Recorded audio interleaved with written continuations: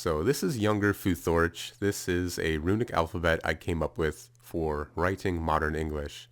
Because you can't really write modern English using the old Futhorc, the original real system, because, for example, there is no rune for the sound.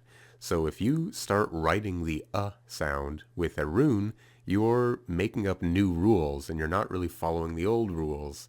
So with that in mind, I went and created my own system, but it is supposed to be conservative. It's supposed to stick to the old rules when it can. When it can't, I've had to come up with something new.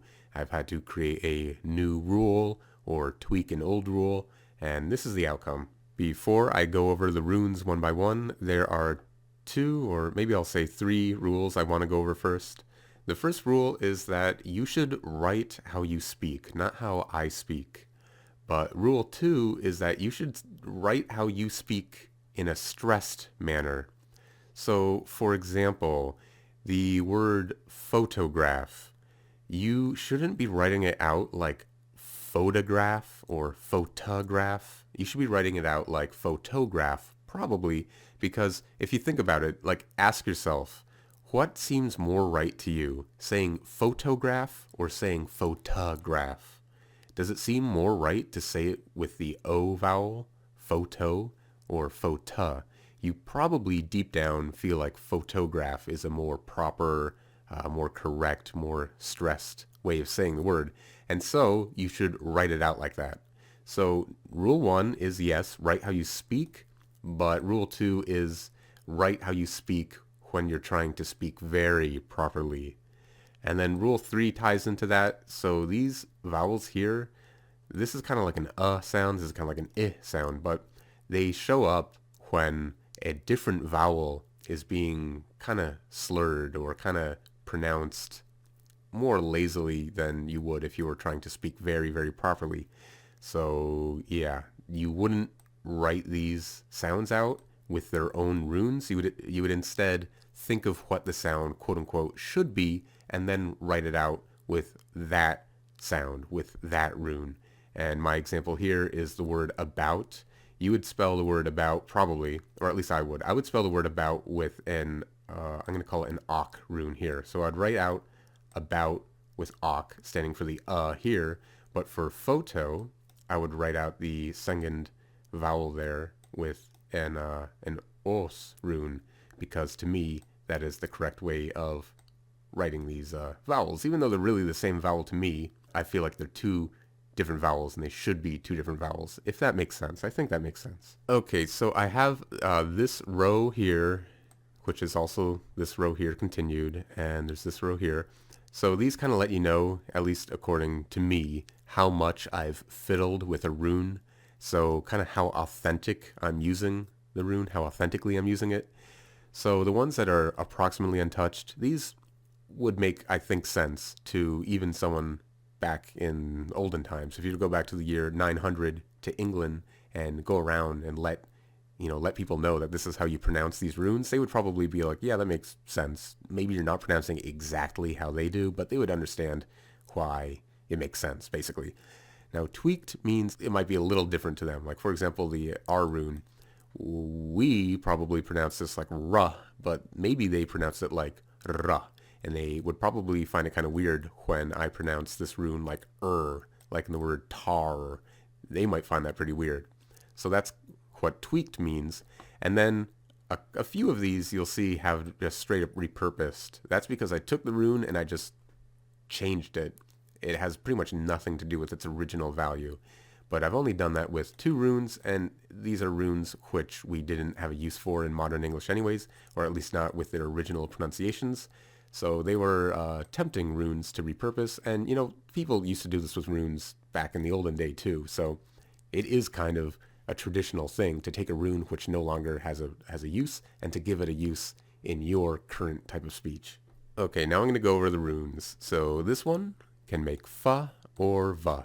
It's not really usual to use this rune to make the va sound at the beginning of syllables, but I have no real choice, so whatever.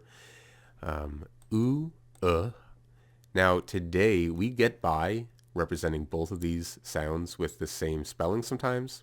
Like, for example, root. Sometimes my father pronounces this root, like in the word root beer, but I pronounce it root. So English is still kind of sorting through some of these vowels and still coming to basically there's a sound change that is going on and has been going on, and there's not really a solution to it yet. It hasn't settled. So we're kind of in a position where we can get by writing out these two different phonemes using the same spelling convention, and it still kind of makes sense. But maybe in the future, maybe in 50 years from now, this would be kind of obsolete.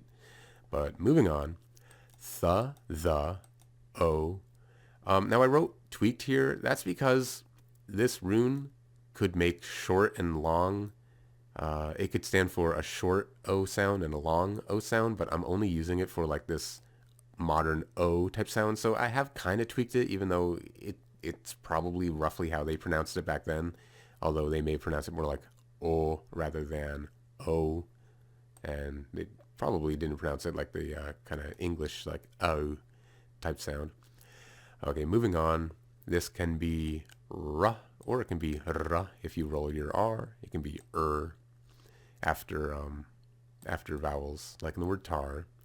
Ch, ya, ga, wa, ha, na, e, ya. You'll notice that this already makes a ya sound, and this one makes a ya sound too. I'm going to go over that later. Ch, like in the word ugh. Pa, xa, xa, sa, za, ta, ba, e, ma, la, g, da, but only when is the stressed vowel. A, e, u. We wouldn't really be using this one probably, but I kept it anyways. Ka, ga.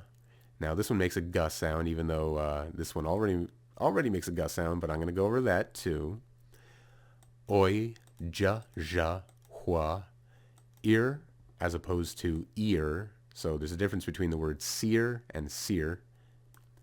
Sha, or if that's how you pronounce it.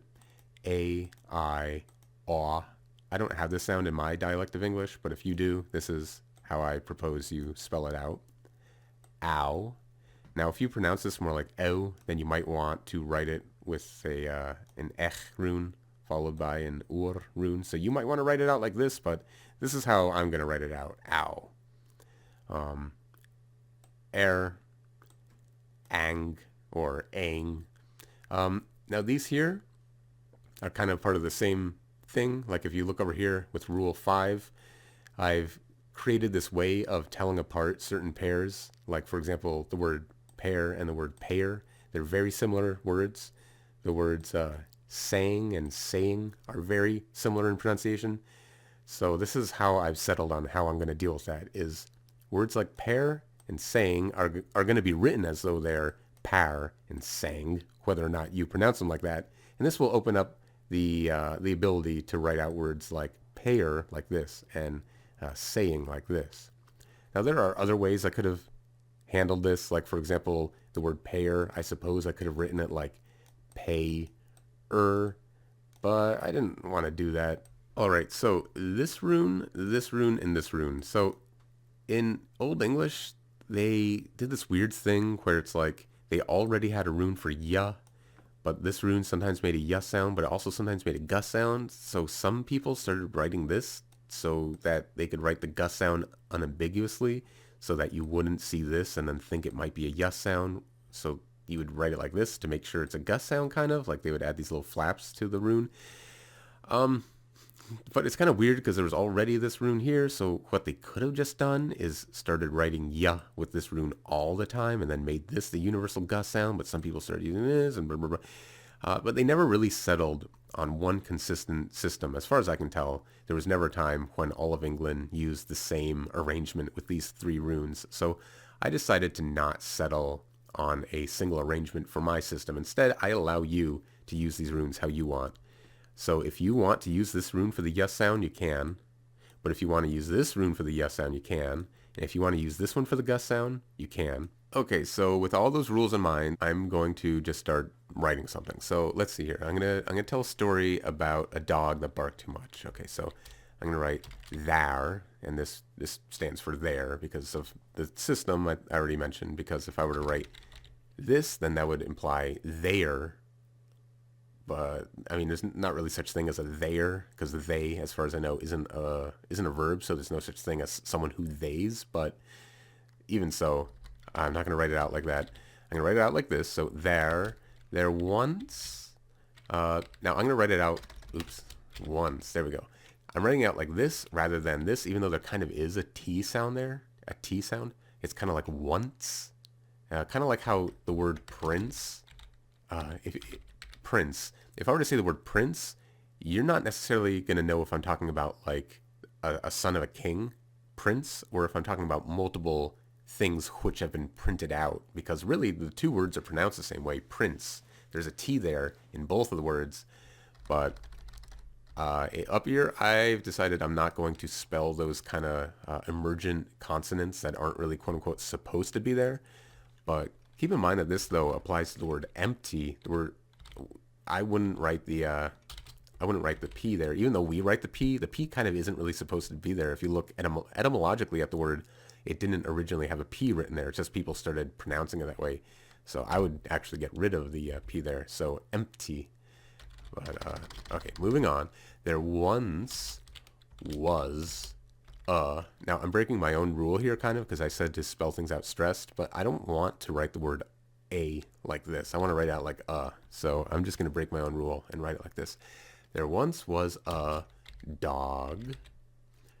Now I'm using the rune yivu, or yeah, yivu. I'm using it for the g sound, even though I could write it like this, but I've kind of turned away from gar. I'm not a big fan of it right now. At least at the moment, I'm not a big fan of gar.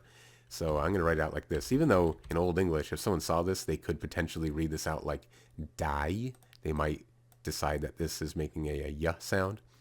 So, yeah. Anyways, there once was a dog who... Now you'll notice I'm not writing out like who, because when you actually say these words, the w sound kind of merges in with the following vowel. At least I think so. I know there are some words which are today spelled WH, even though they were never originally pronounced that way.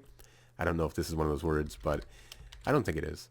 But whatever the case, I don't pronounce it out like whoo, because that's just weird. I don't even see how someone would do that, so I'm not going to spell it that way. So there once was a dog who barked. See, I don't know if I should spell it like this, barked, who barked, or like this. I think I'll spell it like this. There once was a dog who barked way too much. Way too much. So the cat decided to